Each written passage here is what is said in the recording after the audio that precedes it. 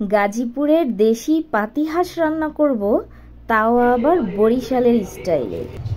আরও থাকছে সারাদিনের ব্যস্ততা, কি কি রান্না করলাম, মায়ের বাসায় গেলাম, কি খেলাম, সব কিছুই থাকছে এই ভিডিওতে। তো দেখতে কিন্তু কেউ মিস করবে না, সবাইকে আমন্ত্রণ। তো হ্যালো এভরিওয়ান, আসসালামু আলাইকুম, this is me Nusrat Jahan and welcome back to my channel Rayan Islam রোদেলা।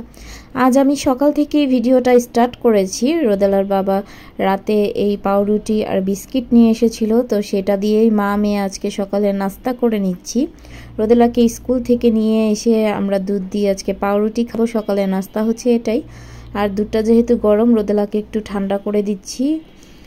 তো এই তো, তারপরে কিন্তু হাঁস বাছতে হবে, আমার রান্না করতে হবে, যেহেতু অনেক কষ্ট করে আমার জামাই গাজীপুর থেকে একদম দেশি পাতিহাঁস নিয়ে আসছে। আর আমার জামাই কিন্তু পাতিহাঁস খেতে, মানে সব হাঁস খেতেই অনেক পছন্দ করে, আর আমি বেশিরভাগ পাতিহাঁসটা অনেক পছন্দ করি।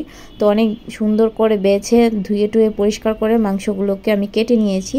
এখন আসছি বরিশালের স্টাইলে, যেহেতু রান্না করব তার জন্য তো আমার নারকেল লাগবে অবশ্যই। এটা কিন্তু আমাদের গাছের নারকেল, এই জন্য আমি এখন নারকেলটাকে কুড়ে নিব সুন্দর করে, আর ব্লেন্ডারে ব্লেন্ড করে নিব। তো আমি কিন্তু এরকম রান্নাটা খেয়েছি বরিশালে যখন গিয়েছিলাম, তখন সবাই এরকম করে রান্না করে, আর খুবই কিন্তু মজা হয় রান্নাটা খেলে। তো তোমরা এই রেসিপিটা শিখে নিতে পারো এবং বাসায় কিন্তু অবশ্যই একদিন ট্রাই করবে, সবাই কিন্তু চমকে যাবে আর অনেক মজা পাবে। তো মাংসটা ধুয়ে আমি পরিষ্কার করে পুরোটা হাঁসিয়ে নিয়েছি। তারপরে পেঁয়াজ কুচি আর হচ্ছে আস্ত গোটা গোটা রসুন দিয়েছি, আমি আদা রসুন বাটা দিয়ে দিলাম, আর নারকেল যে পেস্ট করা ছিল সেই পেস্টটাও দিয়ে দিয়েছি। কিন্তু পুরোটা আমি নারকেল নেই, অর্ধেকটা পরিমাণে নারকেল নিয়েছি। তো সেটা তোমাদের মাংসের অনুমানটা বুঝে তারপর নিবে, বেশি বা কম। তারপরে হচ্ছে সব মশলাগুলো আমি দিয়ে দিব একে একে করে। এখন দিচ্ছি হলুদের গুঁড়ো, মরিচের গুঁড়ো। সবাই এভাবেই রান্না করবে, হাতে মাখিয়েই। আমাদের বরিশাল অঞ্চলে এভাবেই রান্না করা হয়, কষানো থেকে হাতে মাখানোটা খুবই বেশি টেস্ট হয়। তো আমি ধনিয়া গুঁড়া, লবণ, তেল, কাঁচামরিচ, গরম মশলা ফাঁকি দিয়ে ভালো মতো এখন আমি হাতে মাখিয়ে নিব। আর হাতে মাখা রান্না কিন্তু খেতে অনেকই মজা হয়।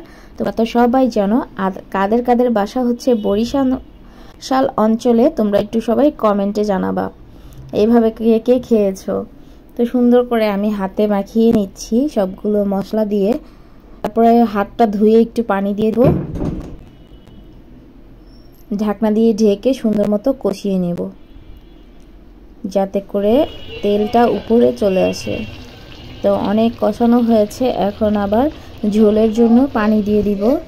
আর রসুনগুলা কিন্তু খেতে অনেক মজা হয়, রসুন কিন্তু অবশ্যই দিবে তোমরা। ফাইনালি আমার রান্না কিন্তু পুরোপুরি হয়ে গেছে। অনেক মজা করে কিন্তু খেয়েছি, তোমাদেরকে তো আর টেস্ট করানো সম্ভব না, শুধু বলতেই পারবো খুবই মজা হয়েছিল। আর হচ্ছে করলা ভাজি রান্না করব, সেটাও আবার নওগাঁর স্টাইলে। আজকে দুইটা স্টাইলে আমি রান্না করলাম, যেহেতু আমার হাজব্যান্ডের বাসা হচ্ছে নওগাঁ, তো ওদের স্টাইলেই আমি রান্না করছি ছোটো আলু দিয়ে। তো দুপুরে রান্না বান্না করে খাওয়া দাওয়া করে তারপর আবার ফুচকা খেলাম, খুবই মজার ফুচকা ছিল এগুলো। আর প্রতিদিনের ডিউটি আমার মায়ের বাসায় যেতে হবে, তো মায়ের বাসায় চলে আসছি পিঠা নিয়ে।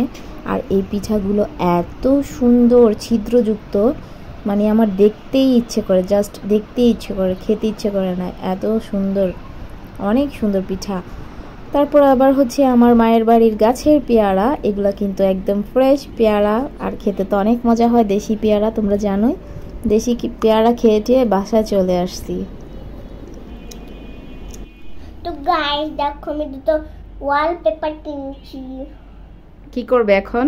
তুমি লাগাও।